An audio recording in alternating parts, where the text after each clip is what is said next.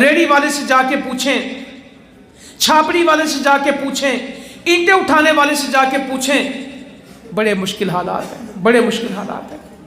जो यतीम है, बेबस है, मैंने हमेशा आपसे कहा, इन होटलों पे काम करने वाले बच्चों को छोटा मत कहा करें, ये अपने घर के बड़े होते हैं। बाप के फौत होने के बाद माँ को दिलासा दे के आते हैं कि मैं आज 300 रुपया लेके आऊँगा, मैं तेरी दवाई भी लाऊंगा, मैं बहन की किताब भी लाऊंगा, मैं छोटे भाई का बस्ता भी लाऊंगा, मैं शाम को सब्जी भी लेके आऊँगा। किराएदार को कहो हमारा किराया थोड़ा देर से देंगे, बिजली का मीटर कट गया, माँ लग जाएगा। 12 साल का बच्चा माँ को दिलासे देता है। खेलने की उम्र में खिलौने बेचते हैं। कुछ बच्चे पार्क में खेलने के लिए जाते हैं, और कुछ बच्चे पार्क में क्यों जाते हैं? गुब्बारे बेचने के लिए, खिलौने बेचने के लिए। वो खेलते नहीं हैं, वो खेलने की उम्र में खिलौने बेचते हैं। निजाम नहीं है। आज यतीम का कोई पुरसाने हाल नहीं। फैक्ट्रियों में काम करने वाली बेटियां, बीबियां, मुजम्मिल तो तालीम का मसला कह रहे थे, बहुत बड़ा मसला बयान किया उन्होंने। आज पाकिस्तान की बसों में आधे मर्द कंडक्टर हैं कि औरतें कंडक्टर्स हैं? बोले? बस हॉस्टेस। एक नया नाम है हमारे माशरे में, क्या नाम है उसका? बस हॉस्टेस। ये सारी शौकीनी में होंगी या मजबूरी में भी होंगी? सादकाबाद से इस्लामाबाद तक बस में आना, बाज़ औक़ात पूरी बस में तन्हा औरत होती है, उसको पानी पिला रही है, उसको बर्गर खिला रही है, उसका मसला पूछ रही, एक बेल बजा रहा है, दूसरा बेल बजा रहा है, शरारतें करते हैं, जुमले कसते हैं, खराबियां करते हैं। वो क्यों ये तक दर्द के और गम के घूंट क्यों पीती है? किस बेबसी में है कि घर में कोई और है नहीं, सब शौकीन नहीं है।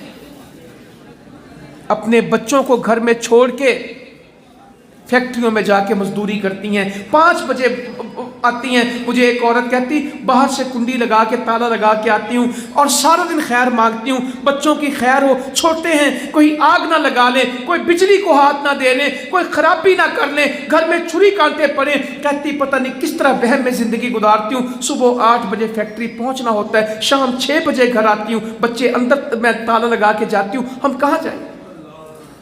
और किराएदारों की ज़िंदगी तो बहुत मुश्किल है, इनका कोई रिश्तेदार नहीं होता। बीमार हो जाए तो अयादत कोई नहीं करता, मर जाए तो जनाजा कोई नहीं पढ़ता, और अपने कब्रिस्तानों में लोग किराएदारों को दफन होने, इनको किराने की दुकान वाला उधार नहीं देता, इनको दूध वाला उधार नहीं देता। कहते तुम किराएदार हो, तुमसे उधार नहीं कर सकते, तुमसे उधार नहीं कर सकते। और किराएदारों के महीने छोटे होते हैं, इनकी पहली बहुत पहले आ जाती है, पहली खत्म नहीं होती कि अगली पहली आ जाती है। और हर किराए पे किराएदार कहता है किराया बताओ, हर किराए पे किराएदार कहता है किराया बताओ। हम एक दस्तरखान चला रहे थे, तो एक बड़ा सूटेड बूटेड वेल ऑफ नौजवान, बड़ा स्मार्ट, वहाँ खाना खा रहा था। तो वैसे मैंने पूछा कि आप इस दस्तरखान पे खाना खाते हैं, मुझे इशू नहीं है, मगर मैं आपकी मसला सुनना चाहता हूँ, आप क्यों खाना खाते हैं? कहने लगा शायद 25 के 26 साल पर तनख्वाह है, ऑफिस में काम करता हूँ, 5-6 हज़ार रुपया अपने कमरे में देता हूँ जहाँ मैं रहता हूँ, 2-3 हज़ार रुपया महीने में एक दफ़ा जाता हूँ घर, तो वो लग जाता है। तो एक वक्त का खाना 100 रुपये में खाऊं, तो अगर 3 वक्त खाऊं तो 300 रुपया लगता है, और उसका 9,000 रुपया बनता है। तो कोशिश करता हूं कि दोपहर को खाना ना खाऊं, तो यहाँ से मुफ्त मिलता है, तो इस तरह कोशिश करता हूं। कभी नाश्ता नहीं करता कि मैं पैसे बचा लूं, अगर मैं यहाँ खाना खाऊंगा तो मैं अपने बच्चों को खाना नहीं खिला सकूंगा। ये आज मुल्क के हालात हैं, ये आपसे भी छुपे हुए नहीं। लोग खुदकुशियाँ कर रहे हैं, लोग गुर्दे बेचते हैं, लोग खून बेचते हैं। हमारे एक डॉक्टर हैं, यूरोलॉजिस्ट हैं, गुर्दे के डॉक्टर हैं लाहौर में, भले वक्त की बात है, मैं उनके पास बैठा, मुलाकात के लिए गया, राब्ते के लिए। तो एक औरत आई, उसका खामन था साथ, कहने लगी मैंने अपना गुर्दा बेचना है। उनका बेबी किस काम से पै गई है गुर्दा बेचना, तो जाता निकल जाता हूँ।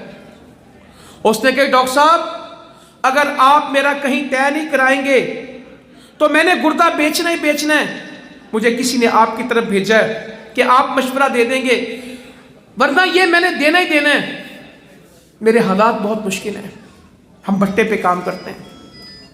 ڈاکٹر صاحب نے کہا تجھے زیادہ سے زیادہ کوئی 2 لاکھ روپیہ دے گا، ساری زندگی دوائی کھائے گی، جسم تیرا کٹ جائے گا، ایک عضو تیرا ختم ہو جائے گا، تو 2 لاکھ میں بھی تیرا بچنا بننا کچھ نہیں ہے، تو یہ نہ دے بیچ گردہ. اسے سمجھا رہے میرے سامنے.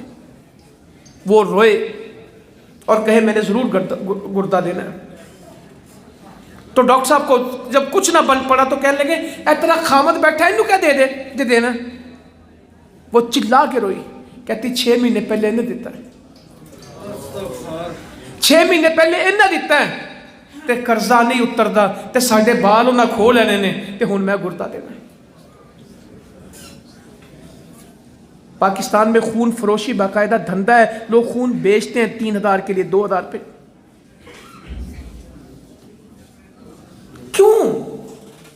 کیوں؟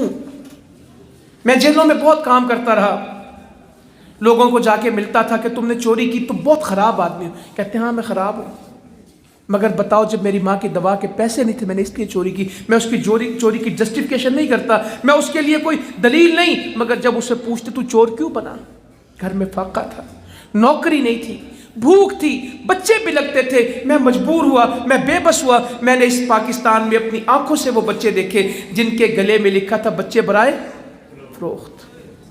تختیاں ڈالی ہوئی تھی اور چیرنگ کراس میں مال روڈ کے اوپر لاہور میں وہ 4 بچے چیچا وطنی کے کھڑے تھے اور باپ ساتھ کھڑا تھا. کہہ رہا تھا کل کو یہ نہ کہنا کہ میں نے ان کو زہر دے دیا، میں نے ان کو نہر میں پھینک دیا، میں نے ان کو ٹرین کے نیچے کچل دیا. میں خود کہتا ہوں مجھے ان کو خرید لو، جس نے خریدنا خرید لو. بچے برائے فروخت، گلے میں ان کے کارڈ لٹکے تھے اور چیرنگ کراس میں کھڑا تھا.